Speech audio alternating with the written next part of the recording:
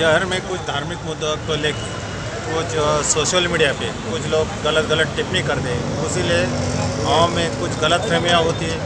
उसकी वजह से शांतता जो भंग होने का चांसेस है। तो जो कोई सोशल मीडिया के गलत अनावश्यक जो बात सोशल मीडिया के प्रसिद्ध करेगा और उसकी वजह से कुछ प्रॉब्लम क्रिएट हो गया तो उन पे सख्त से सख्त कड़क कार्रवाई जो भी कोई वो करेगा उस पर सख्त कार्रवाई की जाए।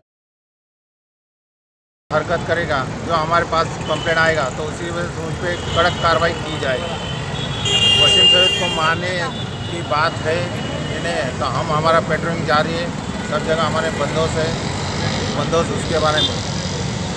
अगर कोई ऐसा सोशल मीडिया पे कुछ गलत अफवाहें फैलाएगा और ऐसा हो गया वैसा हो गया, वो भी हमारे नज़र में आएगा तो उस पर भी कड़े पड़े। फिर वो कोई भी रहो, कानून सबके लिए सरीका है, सबके लिए वही एक्शन होएगा जो कानून में लिया है।